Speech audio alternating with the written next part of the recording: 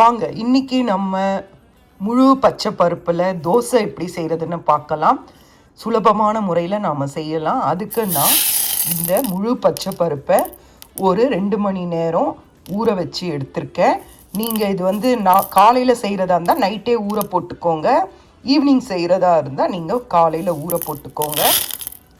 இது அப்படியே இதை நீங்கள் போடும்போதே கூட கொஞ்சம் போட்டுக்கிட்டால் நம்ம இதை சுண்டலாகவும் பாதி செஞ்சு சாப்பிடலாம். இது ரொம்ப உடம்புக்கு ரொம்ப நல்லது. இங்கன்னா இந்த முழு பச்சை பருப்பை நான் ஊற வச்சு எடுத்துட்டேன். இதை நாம் வாங்க அரைக்கலாம். முழு பச்சை பருப்பில் நாம் என்ன சேர்க்கலான்னா, ஒரு துண்டு இஞ்சி சேர்த்துக்கோங்க, ஒரு அரை ஸ்பூன் ஜீரகம், காரத்துக்கு ஏற்ற மாதிரி நீங்கள் பச்சை மிளகாய் சேர்த்துக்கோங்க. அதுக்கு பிறகு தேவையான அளவு உப்பு, பெருங்காயம் இது சேர்த்துந்தால ப்ரோட்டீன் இருக்குது, ஃபைபர் இருக்குது, அப்புறம் கார்போஹைட்ரேட்ஸ், ஃபேட்ஸ் ரொம்ப கம்மியாக இருக்குது. இது லோ கிளைசமிக் இண்டெக்ஸ். இது சுகர் இருக்கிறவங்களும் சாப்பிட்லாம். இது ஹார்ட் ஹெல்த்து எல்லாத்துக்குமே ரொம்ப நல்லது. உடல் எடை குறையும். இது வெறும் தோசையை குழந்தைங்களுக்கு செஞ்சு கொடுக்குறதுக்கு பதில் இந்த மாதிரி செஞ்சு கொடுத்தீங்கன்னா, விருப்பம் இருக்கவங்க தேங்காய் போட்டு கூட தோசை சுடலாம். இல்லைன்னா வெறும்னே நாம் தோசை செஞ்சு சாப்பிட்லாம். வாங்க பார்க்கலாம். இப்போ நான் இதில் சேர்த்துக்கிறேன்.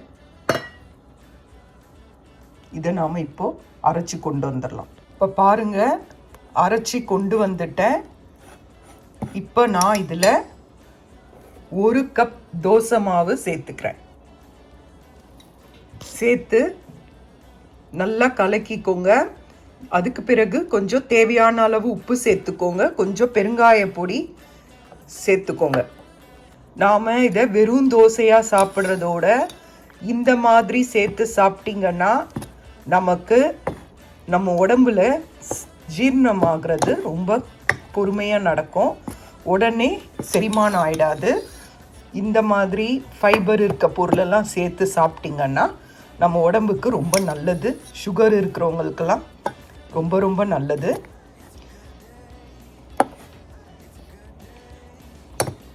வாங்க, இது தோசை பதத்துக்கு கரைச்சி எடுத்துக்கோங்க. நான் சொன்ன பெருங்காயமும் உப்பு போட்டுக்கோங்க.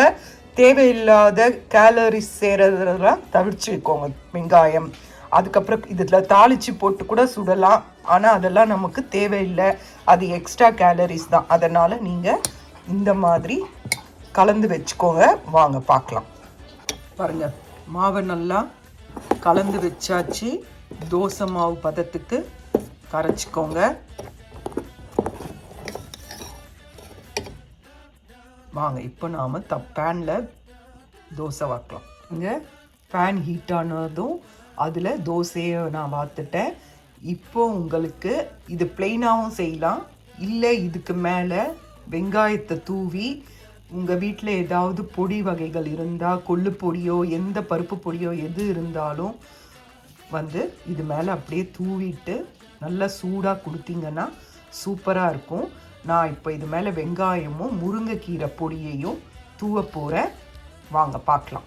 பாருங்கள், இதில் நல்லா 4 பக்கமும் நல்லா வெங்காயத்தை தூவி விடுங்க. அதுக்கு பிறகு பொடியை நாம் தூவ போகிறோம். பாருங்கள், வெங்காயத்தை தூவி நல்லா சமன்படுத்தியாச்சு. இப்போ நாம் முருங்கைக்கீரை பொடியை தூவலாம். அங்கே முருங்கைக்கீரை பொடி நாம் இப்போ இந்த பொடியை நாம் அந்த வெங்காயத்துக்கு மேலே தூவ போகிறோம்.